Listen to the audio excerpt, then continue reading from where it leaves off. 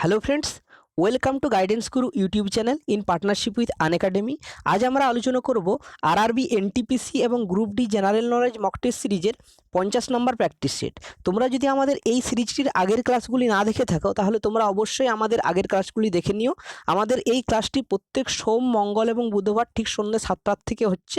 তাহলে তোমরা এই 3 দিন ঠিক সন্ধ্যে 7টায় আমাদের ক্লাসগুলি দেখতে থাকো, ভিডিওগুলি সম্পূর্ণভাবে দেখার চেষ্টা করো এবং নিজেরা প্রথমে প্রত্যেকটা কোশ্চেনের অ্যান্সার কমেন্ট বক্সে একটু কমেন্ট করে জানানোর চেষ্টা করো।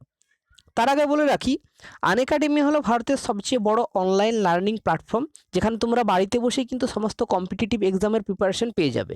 তোমরা যদি আনএকাডেমির যে সমস্ত ফ্রি কোর্সগুলো আছে সেই সমস্ত কোর্সগুলির যদি অ্যাক্সেস পেতে চাও তাহলে তোমাদের একটা ইনভাইট কোড ব্যবহার করতে হবে এবং এই ইনভাইট কোডটি হলো ক্যাপিটাল লেটারের গাইডেন্স গুরু। এই ক্যাপিটাল লেটারের গাইডেন্স গুরু কোডটি ইউজ করে কিন্তু তোমরা সহজেই আনএকাডেমির যে সমস্ত ফ্রি কোর্সগুলো আছে তার অ্যাক্সেস কিন্তু পেয়ে যাবে এবং তোমরা তোমাদের বেসিক প্রিপারেশন লেভেলটা কিন্তু আজই বাড়ি থেকে শুরু করে দিতে পারো। তাহলে তোমরা আজই আনএকাডেমি লার্নিং অ্যাপটা কিন্তু আমাদের ডেসক্রিপশন বক্সে লিঙ্ক দেওয়া আছে, সেখান থেকে ডাউনলোড করে নিতে পারো। তাহলে শুরু করা যাক আজকের প্র্যাকটিস সেট। তো আজকের প্র্যাকটিস সেটের প্রথম কোশ্চেন হলো 2020 সালের যে জাতীয় যুব উৎসব, যেটা 23তম জাতীয় যুব উৎসব, সেটা কোথায় সম্প্রতি অনুষ্ঠিত হলো? তাহলে তোমরা যারা অ্যান্সারগুলো দিতে পারবে অবশ্যই তোমরা কাইন্ডলি কমেন্ট বক্সে একটু অ্যান্সারগুলো প্রথমে করে জানানোর চেষ্টা করো। তাহলে এক্ষেত্রে এটা আমাদের সঠিক উত্তর হয়ে যাবে 23তম জাতীয় যুব উৎসব 2020 সম্প্রতি অনুষ্ঠিত হলো লখনৌয়ে। Option B is the correct answer. অর্থাৎ উত্তরপ্রদেশের যে ক্যাপিটাল লখনৌ, সেখানেই কিন্তু 23তম জাতীয় যুব উৎসব 2020 অনুষ্ঠিত হলো। এবং এই যে জাতীয় যুব উৎসব, এটির উদ্বোধন করলেন দুজন ব্যক্তি। একজন হলেন union minister of youth affairs and sports, যিনি আছেন কিরণ রিজিজু, এবং যেটা আমাদের উত্তরপ্রদেশের চিফ মিনিস্টার যোগী আদিত্যনাথ। এরা দুজনেই এই অনুষ্ঠানটির উদ্বোধন করলেন এবং এটা হচ্ছে একটা 5 ডেজ ইভেন্ট। এবং এই যে জাতীয় যুব উৎসব, এটি সর্বপ্রথম আয়োজন করা হয়েছিল 1995 সালে। এবং এক্ষেত্রে তোমরা মনে রাখবে যে এটা national youth day. National youth day আমরা প্রত্যেক বছর 12ই জানুয়ারি উদযাপন করি এবং ইন্টারন্যাশনাল ইউথ ডে যেটা আমরা প্রত্যেক বছর কিন্তু 12ই আগস্ট উদযাপন করি। এই দুটোর মধ্যে কিন্তু তোমরা কনফিউশন ক্রিয়েট করো না। নেক্সট কোশ্চেন, সোরাই খোবার গত মে 2020-তে জিআই ট্যাগ পেয়েছে, এটি কোন রাজ্যের বিখ্যাত চিত্র? তাহলে এক্ষেত্রে তোমরা মনে রাখবে যে সোরাই খবর যেটা আছে সেটা হচ্ছে একটা বিখ্যাত চিত্র এবং এটা 2020 মেতে জিআই ট্যাগ পেয়েছে, অর্থাৎ জিওগ্রাফিক্যাল ইন্ডিকেশন ট্যাগ পেয়েছে। এটা কোন রাজ্যের? তাহলে এক্ষেত্রে এটা আমাদের সঠিক উত্তর হয়ে যাবে সোরাই খবর, যেটি একটি বিখ্যাত চিত্র, এটি কিন্তু সম্প্রতি ঝাড়খণ্ড রাজ্যের এবং এটি সম্প্রতি কিন্তু জিওগ্রাফিক্যাল ইন্ডিকেশন ট্যাগ পেয়েছে। তাহলে আমাদের সঠিক উত্তর হয়ে যাবে ঝাড়খণ্ড। প্রেজেন্ট ঝাড়খণ্ডের চিফ মিনিস্টার হলেন হেমন্ত সোরেন এবং প্রেজেন্ট ঝাড়খণ্ডের গভর্নর আছেন দ্রৌপদী মুর্মু। তোমরা অবশ্যই চিফ মিনিস্টার এবং গভর্নরগুলোর নাম প্রত্যেকটা স্টেটের একটু মেমোরাইজ করে নেবে। নেক্সট কোশ্চেন, চুশুল উপত্যকা যা সম্প্রতি খবরে উঠে এসেছে, এটি কোন রাজ্য বা কেন্দ্রশাসিত অঞ্চলে অবস্থিত? খুবই একটা গুরুত্বপূর্ণ কোশ্চেন, কারণ চুশুল উপত্যকার নাম তোমরা সম্প্রতি হয়তো শুনেছ। এটি যে রাজ্য বা কেন্দ্রশাসিত অঞ্চলে অবস্থিত সেটি কিন্তু জম্মু কাশ্মীর নয়, হিমাচল প্রদেশও নয় বা সিকিমও নয়, এটি হয়ে যাবে লাদাখ। এটা হচ্ছে ভারতের যে একটা নতুন কেন্দ্রশাসিত অঞ্চল লাদাখ, সেই লাদাখে অবস্থিত। লাদাখের রাজধানী যেটা আছে সেটা হচ্ছে লে এবং লের অন্তর্গত একটি উপত্যকা হলো চুশুল উপত্যকা। এবং এটি সম্প্রতি কিন্তু ভারতীয় সেনাবাহিনী এবং চীনের যে গণমুক্তি বাহিনী, এই দুটি দেশের মধ্যে নিয়মিত আলোচনা এবং মত বিনিময় করার একটা সীমান্ত জায়গা এবং এই জায়গাটাকেই ঠিক করা হয়েছে চুশুল উপত্যকাতে, এবং যেখানে ভারতীয় সেনাবাহিনীরা এবং চীনের যে গণমুক্তি বাহিনী তাদের যে নিয়মিত আলোচনা এবং মত বিনিময় করার একটা আখড়া তৈরি হয়েছে এখানে। নেক্সট কোশ্চেন, তাওয়াং মনাস্ট্রি যেটি হলো ভারতের সর্ববৃহৎ মনাস্ট্রি, এটি কোন রাজ্যে অবস্থিত? অরুণাচল প্রদেশ, সিকিম, লাদাখ নাকি মণিপুর? তাহলে এক্ষেত্রে এটা আমাদের সঠিক উত্তর হয়ে যাবে তাওয়াং মনাস্ট্রি, যেটা ভারতের সবচেয়ে বড় মনাস্ট্রি। এটি অবস্থিত অপশন এ, অরুণাচল প্রদেশে। অর্থাৎ ভারতবর্ষের যে রাজ্য অরুণাচল প্রদেশে, অরুণাচল প্রদেশ রাজ্যেই কিন্তু তাওয়াং মনাস্ট্রি অবস্থিত এবং এটি ভারতের সবচেয়ে বড় মনাস্ট্রি। খুব ইম্পর্ট্যান্ট, এটা তোমরা মনে রাখবে। এবং তাহলে যে পৃথিবীর সবচেয়ে বড় মনাস্ট্রি সেটি কোথায় অবস্থিত? সেটি হচ্ছে তিব্বতের লাসাতে অবস্থিত এবং সেটি হলো পোটালা প্যালেস। এটি হচ্ছে পৃথিবীর সবচেয়ে বড় মনাস্ট্রি এবং যেটা তাওয়াং মনাস্ট্রি সেটা হচ্ছে দ্বিতীয় বৃহত্তম মনাস্ট্রি পৃথিবীর। তাওয়াং হলো দ্বিতীয় বৃহত্তম মনাস্ট্রি এবং প্রথম বৃহত্তম বা সবচেয়ে বৃহত্তম মনাস্ট্রি হলো তিব্বতের লাসার পোটালা প্যালেস। এবং এই যে তাওয়াং মনাস্ট্রিটা আছে সেটা ফাউন্ডার ছিলেন মারেক লামা লর্ডরে গ্যাৎসো। মারেক লামা লর্ডরে গ্যাৎসো এই তাওয়াং মনাস্ট্রিটার ফাউন্ডার ছিলেন এবং এটি ফাউন্ডেশন হয়েছিল 1680 থেকে 1681 খ্রিস্টাব্দের মধ্যে এটি তৈরি হয়েছিল। নেক্সট কোশ্চেন, নিম্নলিখিত কে গুপ্ত যুগের সাহিত্যিক ছিলেন? ভৈরবী, কালিদাস, হরিসেন, উপরের সবকটি। তোমরা যারা অ্যান্সারগুলো পারবে অবশ্যই একটু দেওয়ার চেষ্টা করো, তাহলে এক্ষেত্রে যেটা আমাদের সঠিক উত্তর হয়ে যাবে, এই নিম্নলিখিত যে তিনজন আছেন এই তিনজনেই কিন্তু গুপ্ত যুগের সাহিত্যিক ছিলেন, ভৈরবী, কালিদাস এবং হরিসেন তিনজনেই। তাহলে আমাদের সঠিক উত্তর হয়ে যাবে উপরের সবকটি, option D is the correct answer. তাহলে এরা তিনজনেই গুপ্ত যুগের সর্বশ্রেষ্ঠ সাহিত্যিক ছিলেন এবং এই যে কালিদাস তার কিছু কিছু গ্রেট ওয়ার্ক আছে, কিছু কিছু বিখ্যাত নাটক যেমন অভিজ্ঞানম শকুন্তলম, রঘুবংশ, এগুলো কালিদাসের রচনা। এবং হরিসেন এবং কালিদাস ছিলেন দ্বিতীয় চন্দ্রগুপ্তের সময়, দ্বিতীয় চন্দ্রগুপ্তের রাজত্বকালে ছিলেন কালিদাস, এবং হরিসেন ছিলেন সমুদ্রগুপ্তের সভাকবি এবং তিনি এলাহাবাদ প্রশস্তি বা যেটা প্রয়াগ প্রশস্তি নামেও পরিচিত সেটার কম্পোজার ছিলেন কিন্তু হরিসেন, এটা তোমরা মনে রাখবে। নেক্সট কোশ্চেন, তোলকাপ্পিয়াম সঙ্গম যুগের কোন ভাষায় লেখা একটি সাহিত্য? তাহলে তোলকাপ্পিয়াম নামটা তোমরা হয়তো আগেই শুনেছো, খুব একটি গুরুত্বপূর্ণ সাহিত্য সঙ্গম যুগের, এটি কোন ভাষায় রচিত? তাহলে এক্ষেত্রে যেটা আমাদের সঠিক উত্তর হবে, তোলকাপ্পিয়াম যে সঙ্গম যুগের একটি সাহিত্য খুব গুরুত্বপূর্ণ, সেটি কিন্তু তামিল ভাষায় লেখা, অর্থাৎ তোলকাপ্পিয়াম হলো একটি তামিল সাহিত্য। এবং এই যে তোলকাপ্পিয়াম এটির লিখেছিলেন তোলকাপ্পিয়ার বলে একজন, এবং তোলকাপ্পিয়ার কে ছিলেন? তোলকাপ্পিয়ার ছিলেন অগস্ত্য মুনির একজন শিষ্য, অগস্ত্য মুনির একজন ডিসিপল ছিলেন তোলকাপ্পিয়ার। নেক্সট কোশ্চেন, কোন মুঘল সম্রাট অযোধ্যাকে মুঘল সাম্রাজ্যের অন্তর্ভুক্ত করেছিলেন? তাহলে যে মুঘল সম্রাট অযোধ্যাকে মুঘল সাম্রাজ্যের অন্তর্ভুক্ত করেছিলেন তিনি কে ছিলেন? তাহলে এক্ষেত্রে যেটা আমাদের সঠিক উত্তর হয়ে যাবে, যে মুঘল সম্রাট অযোধ্যাকে মুঘল সাম্রাজ্যের অন্তর্ভুক্ত করেছিলেন তিনি হলেন Humayun, option B is the correct answer. অর্থাৎ হুমায়ুনই কিন্তু অযোধ্যাটাকে মুঘল সাম্রাজ্যের অন্তর্ভুক্ত করেছিলেন। এবং এই যে হুমায়ুন, তার সময়কালটা ছিল 1605 থেকে 1628 খ্রিস্টাব্দের মধ্যে তিনি ছিলেন। এবং এক্ষেত্রে তোমরা মনে রাখবে অযোধ্যার নবাব যারা যেগুলো ছিলেন তারা কিন্তু মেনলি পারস্য বংশোদ্ভূত ছিলেন, এবং অযোধ্যার যে প্রথম নবাব ছিলেন তিনি ছিলেন সাদাত আলী খান। সাদাত আলী খানই হলেন অযোধ্যার প্রথম নবাব, এবং মুঘল সম্রাট ঔরঙ্গজেব এই সাদাত আলী খানকে খান বাহাদুর উপাধিতে কিন্তু ভূষিত করেছিলেন, খান বাহাদুর উপাধিতে। তোমরা অবশ্যই এই অ্যাডিশনাল ইনফরমেশনগুলো একটু মেমোরাইজ করবে এবং এর ফ্রি পিডিএফ তোমরা আমাদের টেলিগ্রাম গ্রুপে পেয়ে যাবে। নেক্সট কোশ্চেন, অ্যাক্ট 3 1872 কী ছিল? অর্থাৎ অ্যাক্ট 3 1872 খ্রিস্টাব্দে যে অ্যাক্ট সেটা কী ছিল? সমাজ সংস্কার আইন, জুরি আইন, রাজস্ব আইন নাকি নির্বাহী আইন? তাহলে এক্ষেত্রে যেটা আমাদের সঠিক উত্তর হয়ে যাবে, অ্যাক্ট 3 1872 ছিল একটা সমাজ সংস্কার আইন, option A is the correct answer. এটি ছিল একটি সমাজ সংস্কার আইন এবং মেনলি এটা ছিল একটি বিশেষ বিবাহ আইন, অর্থাৎ স্পেশাল ম্যারেজ অ্যাক্ট ছিল, যে বিধবা আইনের মাধ্যমে ইন্টারকাস্ট ম্যারেজটা অ্যালাউ করা হয়েছিল, ইন্টারকাস্ট ম্যারেজটাকে অ্যালাউ করা হয়েছিল এই আইনের মাধ্যমে। এবং এটা ছিল একটি সমাজ সংস্কার বিষয়ক আইন, এবং এটা হয়েছিল 1872-তে 1872 খ্রিস্টাব্দে। তখন ভারতের যে ভাইসরয় ছিলেন তিনি ছিলেন লর্ড নর্থব্রুক। লর্ড নর্থব্রুক ছিলেন ভারতের ভাইসরয়, এবং লর্ড নর্থব্রুকের সময়কালটা ছিল 1872 থেকে 1876 খ্রিস্টাব্দের মধ্যে। নেক্সট কোশ্চেন, অ্যাংলো বৈদিক কলেজ কে প্রতিষ্ঠা করেন? অর্থাৎ অ্যাংলো বৈদিক কলেজ যেগুলো আছে সেগুলো কে প্রতিষ্ঠা করেন? তাহলে এক্ষেত্রে যেটা আমাদের সঠিক উত্তর হয়ে যাবে, অ্যাংলো বৈদিক কলেজের প্রতিষ্ঠা কিন্তু করেছিলেন option B Lala Hansraj, option B is the correct answer. তোমরা অনেকেই হয়তো ভাববে এটি দয়ানন্দ সরস্বতী, কিন্তু দয়ানন্দ সরস্বতী অ্যান্সার হবে না, এটা প্রতিষ্ঠা করেছিলেন লালা হংসরাজ। এক্ষেত্রে তোমরা মনে রাখবে যে 1886 সালে 1886-এ লাহোরে স্বামী দয়ানন্দ সরস্বতীর স্মৃতিতে মহাত্মা লালা হংসরাজের প্রচেষ্টায় কিন্তু দয়ানন্দ অ্যাংলো বৈদিক স্কুলগুলি প্রতিষ্ঠিত হয়েছিল, অর্থাৎ ডিএবি স্কুল, দয়ানন্দ অ্যাংলো বৈদিক স্কুল, লালা হংসরাজ। নেক্সট কোশ্চেন, 180 ডিগ্রি দ্রাঘিমা রেখাকে কি বলা হয়? 180 ডিগ্রি যেটা দ্রাঘিমা রেখা সেটা কি নামে পরিচিত? মূল মধ্যরেখা, প্রমাণ অক্ষরেখা, আন্তর্জাতিক তারিখ রেখা নাকি গ্রিনিচ প্রমাণ সময়? তাহলে এক্ষেত্রে যেটা আমাদের সঠিক উত্তর হয়ে যাবে, 180 ডিগ্রি দ্রাঘিমা রেখা যেটা আছে সেটা কিন্তু আন্তর্জাতিক তারিখ রেখা নামে পরিচিত? Option C is the correct answer. 180 degree দ্রাঘিমা রেখা আন্তর্জাতিক তারিখ রেখা নামে পরিচিত। Option C is the correct answer. এবং তোমরা এক্ষেত্রে মনে রাখবে যেটা 0 ডিগ্রি দ্রাঘিমা রেখা অর্থাৎ 0 ডিগ্রি যে দ্রাঘিমা রেখা সেটাকে কিন্তু মূল মধ্যরেখা বলা হয়, অপশন এ। তাহলে 180 ডিগ্রি দ্রাঘিমা রেখা আন্তর্জাতিক তারিখা রেখা এবং 0 ডিগ্রি দ্রাঘিমা রেখা যেটা সেটা মূল মধ্যরেখা নামে পরিচিত। নেক্সট কোশ্চেন,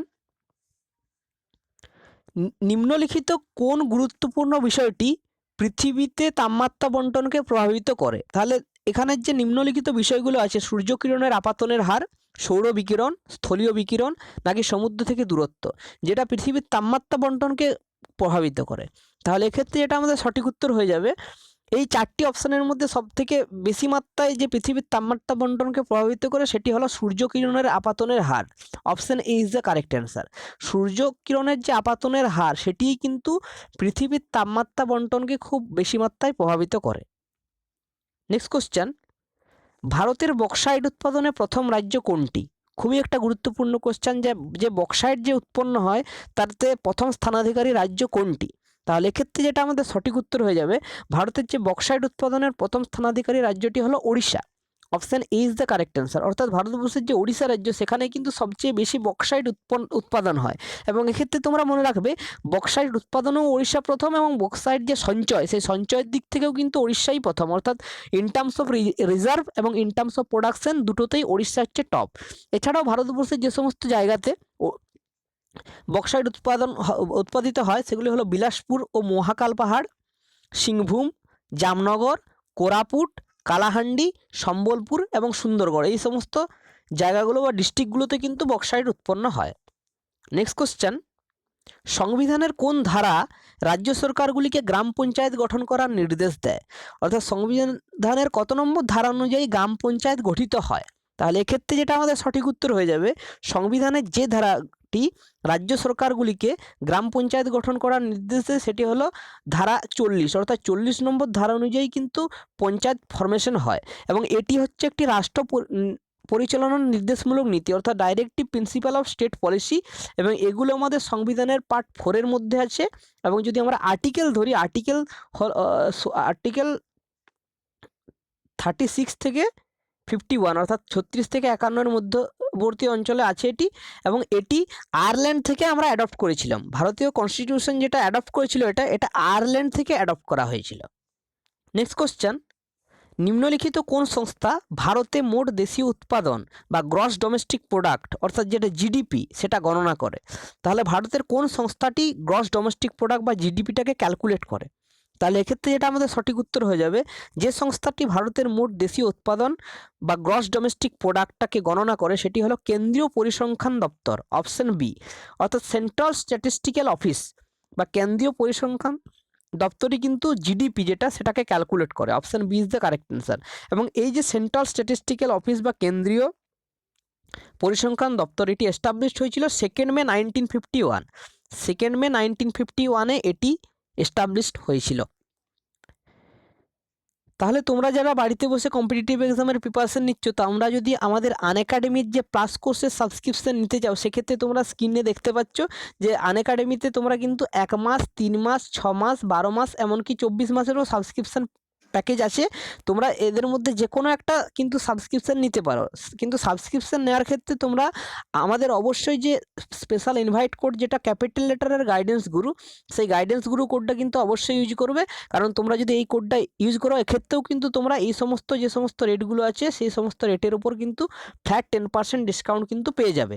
তাহলে তোমরা যদি ফ্ল্যাট 10% ডিসকাউন্টটা অ্যাভেল করে আনএকাডেমি পাস সাবস্ক্রিপশনটা নিতে চাও তাহলে তোমরা অবশ্যই কিন্তু গাইডেন্স গুরু ক্যাপিটাল লেটারের ইনভাইট কোডটা ইউজ করো।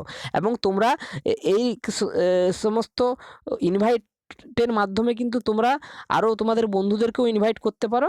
সেক্ষেত্রে তোমরা আমাদের ডেসক্রিপশন বক্সে যে লিঙ্ক আছে সেটা কিন্তু তোমার বন্ধুদের সাথে একটু শেয়ার করে দিও। এবং বাড়িতে বসেই তোমরা কিন্তু কম্পিটিটিভ এক্সামের প্রিপারেশন আজ থেকেই শুরু করে দিতে পারো। তাহলে আমরা চলে যাচ্ছি এখন আমাদের পরবর্তী কোশ্চেনে। আমাদের যে পরবর্তী কোশ্চেন সেটি হলো ইক্ষুর ফেয়ার অ্যান্ড রেনুমারেটিভ প্রাইস অর্থাৎ এফআরপি কোন সংস্থা অনুমোদন করে? তাহলে ইক্ষু বা যেটা হচ্ছে সুগার ক্যান, সেই ইক্ষু বা আখ বা সুগার ক্যানের ফেয়ার অ্যান্ড রেনুমারেটিভ প্রাইস অর্থাৎ এফআরপি সেটি কোন সংস্থা অনুমোদন করে? এফআরপিটা হলো ওয়ান টাইপ অফ এমএসপি অর্থাৎ মিনিমাম সাপোর্ট প্রাইস। তাহলে এক্ষেত্রে এই যে ফেয়ার অ্যান্ড রেনুমারেটিভ প্রাইস এটা কিন্তু অনুমোদন করে cabinet committee on economic affairs. Option A is the correct answer. Cabinet committee on economic অ্যাফেয়ার্সেই কিন্তু এফআরপিটাকে অনুমোদন করে। আর এক্ষেত্রে তোমরা মনে রাখবে যেটা এমএসপিগুলো আছে যেটা হচ্ছে মিনিমাম সাপোর্ট প্রাইস, এই মিনিমাম সাপোর্ট প্রাইসগুলোকে কিন্তু অনুমোদন করে commission for agricultural cost and price, এমএসপিটাকে অনুমোদন করে। এবং বর্তমানে যদি আমরা দেখি, বর্তমানে কিন্তু ভারতে যে 14টি খারিফ ফসল, 6টি রবি ফসল এবং অন্যান্য 2টি বাণিজ্যিক ফসলের জন্য এমএসপি প্রদান করা হচ্ছে। তাহলে এমএসপি প্রদান করা হচ্ছে 14টি খারিফ ফসল, 6টি রবি ফসল এবং 2টি বাণিজ্যিক ফসলের জন্য, এবং শুধুমাত্র ইক্ষুর জন্য কিন্তু এফআরপি প্রদান করা হয়। অর্থাৎ ফেয়ার অ্যান্ড রেনুমারেটিভ প্রাইসটা শুধুমাত্র ইক্ষুর জন্যই দেওয়া হয়। তাহলে টোটাল 23টি পণ্য কিন্তু বর্তমানে এমএসপির আওতাভুক্ত রয়েছে, এটা তোমরা মনে রাখবে। অ্যাট প্রেজেন্ট 23টি পণ্য এমএসপির আওতাভুক্ত রয়েছে। নেক্সট কোশ্চেন, এডসের আরএনএতে কোন ভাইরাস উপস্থিত থাকে? তাহলে এডসের যে আরএনএ, সেই এডসের আরএনএতে কোন ভাইরাসের উপস্থিতি পাওয়া যায়? তাহলে এক্ষেত্রে যেটা আমাদের সঠিক উত্তর হয়ে যাবে, এডসের যে আরএনএ সেখানে যে ভাইরাসটি উপস্থিত থাকে সেটি কিন্তু ভিট্রো ভাইরাস নয়, পক্স ভাইরাসও নয়, বা টোবাকো মোজাইক ভাইরাসও নয়। কারেক্ট অ্যান্সার হয়ে যাবে retrovirus. Option B is the correct answer. অর্থাৎ এডস এর আরএনএতে যে ভাইরাসটি থাকে সেটি হলো retrovirus. Next question, dash হলো এক ধরনের বিশেষ কোষ যেগুলি মস্তিষ্ক ও মেরুদণ্ডে দেখতে পাওয়া যায়। তাহলে কোন কোষটা মস্তিষ্কেতেও দেখতে পাওয়া যায় আবার মেরুদণ্ডতেও দেখতে পাওয়া যায়? নিউরন, নিউরোগ্লিয়া, স্নায়ু নিঃসরণ কোষ, নাকি উপরের কোনোটিই নয়? তাহলে এক্ষেত্রে এটা আমাদের সঠিক উত্তর হবে, যে কোষটি মানবদেহের মস্তিষ্ক এবং মেরুদণ্ড উভয় জায়গাতে দেখতে পাওয়া যায় সেটি হলো neuroglia. Option B is the correct answer. Neuroglia হলো এক ধরনের বিশেষ কোষ যেটি মস্তিষ্ক এবং মেরুদণ্ড উভয় জায়গায় দেখতে পাওয়া যায়। এবং এক্ষেত্রে তোমরা মনে রাখবে নিউরন যেটা, সেই নিউরন হলো কিন্তু স্নায়ুতন্ত্র যেটা আমাদের আছে নার্ভাস সিস্টেম, সেই স্নায়ুতন্ত্রের গঠনগত এবং কার্যগত এককই হলো নিউরন। এবং নিউরন 3টি অংশ দ্বারা গঠিত। সেই 3টি অংশ কী কী? সেই 3টি অংশ হলো কোষ দেহ, ডেনড্রাইটস এবং অ্যাকশন। তাহলে নিউরন 3টি অংশ দ্বারা গঠিত, কোষ দেহ, ডেনড্রাইটস এবং অ্যাকশন। নেক্সট কোশ্চেন, নিচের কোন উপাদানটি পাতার সবুজ বর্ণের মধ্যে উপস্থিত থাকে? অর্থাৎ পাতার যে সবুজ বর্ণ সেটা ক্লোরোফিল বলা হয়। তাহলে নিম্নলিখিত কোন উপাদানটি ক্লোরোফিলের মধ্যে উপস্থিত থাকে? ম্যাগনেসিয়াম, আয়রন, ক্যালসিয়াম, নাকি তামা? তাহলে এক্ষেত্রে যেটা আমাদের সঠিক উত্তর হয়ে যাবে, যে উপাদানটি পাতার সবুজ বর্ণের মধ্যে উপস্থিত থাকে সেটি হয়ে যাবে আমাদের magnesium. Option A is the correct answer. অর্থাৎ ম্যাগনেসিয়াম উপাদানটি কিন্তু পাতার সবুজ বর্ণের মধ্যে উপস্থিত থাকে। আমরা এখানেই দেখতে পাচ্ছি ক্লোরোফিলের যে সংকেত সেটা লেখা আছে, সেখানে আমরা স্পষ্টতই দেখতে পাচ্ছি কার্বন আছে, হাইড্রোজেন আছে, অক্সিজেন আছে, নাইট্রোজেন আছে এবং এই যে এমজি মানে ম্যাগনেসিয়াম। তাহলে ম্যাগনেসিয়াম কিন্তু উপস্থিত থাকে, তো সেখানের মধ্যে আয়রন, ক্যালসিয়াম বা তামা কিন্তু থাকে না। নেক্সট কোশ্চেন, নিম্নলিখিত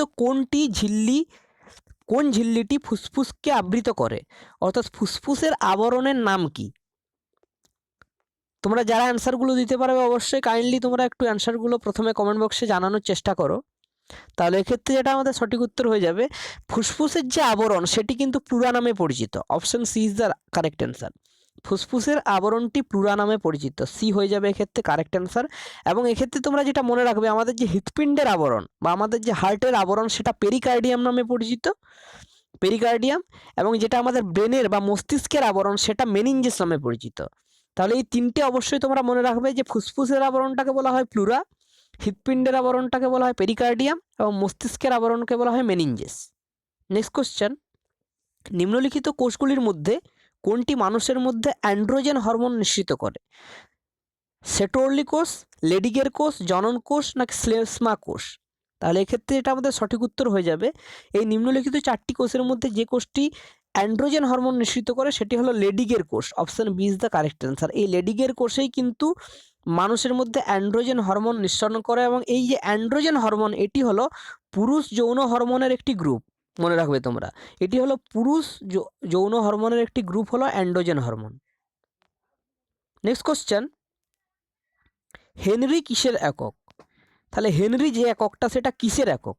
ক্যাপাসিট্যান্স, রেজিস্ট্যান্স, ইন্ডাকট্যান্স নাকি রিয়াকট্যান্স?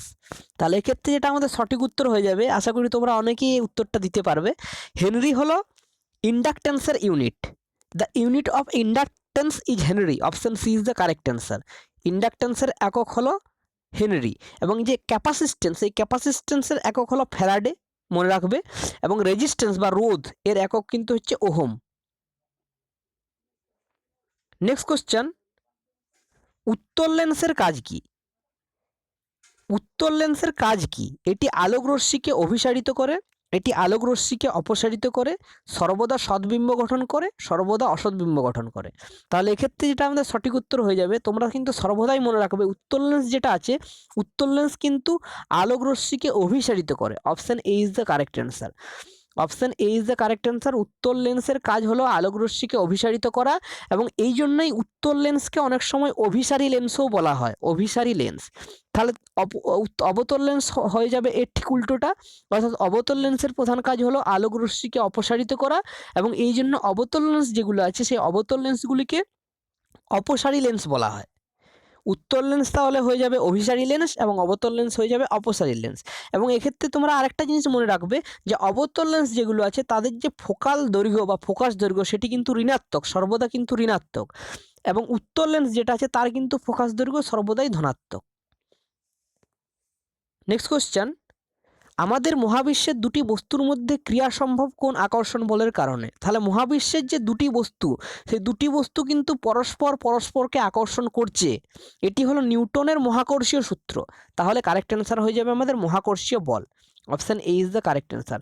অর্থাৎ এই যে মহাকর্ষীয় বল, এই মহাকর্ষীয় বলের জন্যই পৃথিবীতে অবস্থিত দুটি বস্তু পরস্পরকে কিন্তু একটা আকর্ষণ করে। এক্ষেত্রে আর যেটা আছে কুলম্বের আকর্ষণ বল, এটা কিন্তু মনে রাখবে তোমরা, কুলম্বের আকর্ষণ বল দুটি আধানযুক্ত কণার মধ্যে কাজ করে। অর্থাৎ যদি আমরা একটি ধনাত্মক আধানযুক্ত কণা এবং একটি ঋণাত্মক আধানযুক্ত কণা পাশাপাশি রেখে তাদের মধ্যে যে আকর্ষণ বলটা, সেটা কিন্তু কুলম্বের আকর্ষণ বল নামে পরিচিত। অর্থাৎ এটি আধানের মধ্যে হয়, কিন্তু মহাকর্ষীয় বলটার জন্য কোনো আধানের প্রয়োজন হয় না, এটি সমস্ত বস্তুর মধ্যেই ক্রিয়াশীল। নেক্সট কোশ্চেন, 1 মোল জলের ভর কত? 1 মোল জলের ভর কত? 16 গ্রাম, 18 গ্রাম, 20 গ্রাম নাকি 14 গ্রাম? এটা ক্যালকুলেশনের মাধ্যমে তোমরা যদি না জানো তাহলে বের করে নিতে পারবে, কারণ জলের যে সংকেত সেটা হলো H2O। এখন আমরা হাইড্রোজেনের যে ভর সেটা আমরা জানি 1, এবং অক্সিজেনের যে ভর সেটা আমরা জানি 16। তাহলে যদি আমরা দেখি এখানে হাইড্রোজেন দুটো আছে তাহলে 2, এবং অক্সিজেন একটা আছে তাহলে 2 + 16, তাহলে এক্ষেত্রে আমাদের হয়ে যাবে 18। তাহলে 1 মোল জলের যে ভর সেটি কিন্তু 18 gram. Option B is the correct answer. 1 mole জলের ভর হয়ে যাবে 18 গ্রাম। নেক্সট কোশ্চেন, অ্যাসিটিলিন গ্যাসের রাসায়নিক প্রতীক কী, বা অ্যাসিটিলিন গ্যাস যেটা আছে তার রাসায়নিক সংকেত কী? তাহলে এক্ষেত্রে যেটা আমাদের সঠিক উত্তর হয়ে যাবে, অ্যাসিটিলিন গ্যাস যেটা তার রাসায়নিক সংকেত হলো CH ট্রিপল বন্ড CH। তাহলে এটা যদি আমরা দেখি তাহলে এখানে সি দুটো আছে এবং হাইড্রোজেনও দুটো আছে, তাহলে C2H2। তাহলে অ্যাসিটিলিন গ্যাস যেটা আছে তার রাসায়নিক প্রতীক হয়ে যাবে C2H2। Option A is the correct answer. Option A is the correct answer, C2H2। এবং বাকিগুলো যদি আমরা দেখি CH3 কী নাম? CH3 নাম তোমরা অবশ্যই কিন্তু কমেন্ট বক্সে জানাও যে CH3টাকে কী বলা হয়। C2H4 যেটা আছে, C2H4 হলো ইথিলিন, এবং CH4 এটা হলো মিথেন, এটা মিথেন। নেক্সট কোশ্চেন, হাইড্রোজেন পোড়ালে কি তৈরি হয়? খুব একটা গুরুত্বপূর্ণ কোশ্চেন এবং খুব একটা কনফিউজিং কোশ্চেন। আশা করি তোমরা কিন্তু প্রত্যেকেই অ্যান্সারটা ভুল দেবে। হাইড্রোজেন পোড়ালে কি গঠিত হবে? অক্সিজেন, ছাই, মাটি নাকি জল? তোমরা প্রত্যেকেই কিন্তু এই অ্যান্সারটা একটু দেওয়ার চেষ্টা করো। তাহলে এক্ষেত্রে যেটা আমাদের সঠিক উত্তর হয়ে যাবে, হাইড্রোজেনকে পোড়ালে কিন্তু যেটি গঠিত হয় সেটি হয়ে যাবে জল। Option D is the correct answer. হাইড্রোজেনকে পোড়ালে অক্সিজেন হয় না, ছাইও তৈরি হয় না, বা মাটিও তৈরি হয় না। হাইড্রোজেনকে যদি পোড়ানো হয় সেক্ষেত্রে যেটা তৈরি হয় সেটি জল উৎপন্ন হয়। এক্ষেত্রে তোমরা মনে রাখবে, খাঁটি অক্সিজেনে অর্থাৎ বিশুদ্ধ বাতাসে বা খাঁটি অক্সিজেনে যদি হাইড্রোজেনকে পোড়ানো হয় সেক্ষেত্রে কিন্তু কেবলমাত্র জল উৎপন্ন হয়। কিন্তু যদি বাতাসটার মধ্যে ইমপিউরিটি থাকে, অর্থাৎ সাধারণ বাতাসে যদি পোড়ানো হয় সেক্ষেত্রে কিন্তু নাইট্রোজেন তৈরি হয় বা নাইট্রোজেনের অক্সাইড তৈরি হয় কিছু কিছু।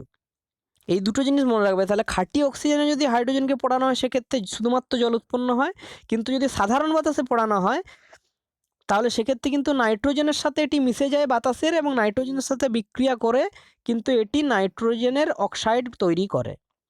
নেক্সট কোশ্চেন, অরণ্যের অধিকার এই বইটির রচয়িতা কে? মহাশ্বেতা দেবী, আশাপূর্ণা দেবী, সঙ্গীতা বন্দ্যোপাধ্যায়, তারাশঙ্কর বন্দ্যোপাধ্যায়। তাহলে এক্ষেত্রে আমাদের যেটা সঠিক উত্তর হয়ে যাবে, অরণ্যের অধিকার খুবই একটি গুরুত্বপূর্ণ বা উল্লেখযোগ্য বই এবং এই বইটি লিখেছিলেন অপশন এ মহাশ্বেতা দেবী। এটি হলো মহাশ্বেতা দেবীর একটি গুরুত্বপূর্ণ বই অরণ্যের অধিকার এবং এই বইটির জন্যই মহাশ্বেতা দেবী কিন্তু 1976 খ্রিস্টাব্দে 1976 কিন্তু সাহিত্য একাডেমি পুরস্কার পেয়েছিলেন এই অরণ্যের অধিকার বইটির জন্য মহাশ্বেতা দেবী। এবং আশাপূর্ণ দেবী যিনি আছেন, সেই আশাপূর্ণ দেবীর কিছু কিছু গুরুত্বপূর্ণ বই হলো প্রথম প্রতিশ্রুতি, সুবর্ণলতা এবং বকুল কথা। এই বইগুলি কিন্তু লিখেছেন আশাপূর্ণা দেবী। তোমরা এগুলো একটু মনে রাখবে। আজকের মক টেস্টের শেষ কোশ্চেনে আমরা হাজির হয়ে গেছি এবং সেটি হলো এলব্রুজ ও জাগ্রসের মধ্যে কোন মালভূমি অবস্থিত? তাহলে এলব্রুজ এবং জাগ্রসের যে মাঝে যে মালভূমিটি অবস্থিত সেটি কোনটি? আরবের মালভূমি, তিব্বতের মালভূমি, আনাটোলিয়া মালভূমি নাকি ইরানের মালভূমি? তাহলে এটা তোমাদের জন্য হোমওয়ার্ক রইল। তোমরা যারা ভিডিওটা প্রথম থেকে শেষ অবধি দেখলে অবশ্যই কিন্তু তোমরা এই কোশ্চেনের অ্যান্সারটা প্রত্যেকেই কমেন্ট বক্সে কমেন্ট করে একটু জানানোর চেষ্টা করো যে এলব্রুজ এবং জাগ্রসের মধ্যে কোন মালভূমি অবস্থিত? আরবের মালভূমি, তিব্বতের মালভূমি, আনাটোলিয়া মালভূমি নাকি ইরানের মালভূমি? তাহলে আজকের ভিডিও আমরা এখানেই শেষ করছি। আশা করি তোমাদের ভিডিওটা ভালো লেগেছে। তোমাদের যদি ভিডিওটা ভালো লেগে থাকে তাহলে তোমরা অবশ্যই ভিডিওটিতে একটি লাইক করো এবং ভিডিওটা তোমাদের বন্ধুদের সাথে একটু শেয়ার করে দাও যাতে সবাই কিন্তু ভিডিওটা দেখতে পায়। পরবর্তী কালকেও আমরা আরেকটা এনটিপিসি এবং গ্রুপ ডি এর general knowledge mock test series নিয়ে হাজির হব এবং সেখানেও কিন্তু আমরা মোস্ট ইম্পর্ট্যান্ট 30টা কোশ্চেন উইথ এক্সপ্লানেশন তোমাদের সামনে তুলে ধরার চেষ্টা করব। তাহলে তোমরা ঠিক সন্ধ্যে 7টার থেকে প্রত্যেক সোম, মঙ্গল এবং বুধবার গাইডেন্স গুরু ইউটিউব চ্যানেল দেখতে থাকো। Still then, stay tune. Thank you.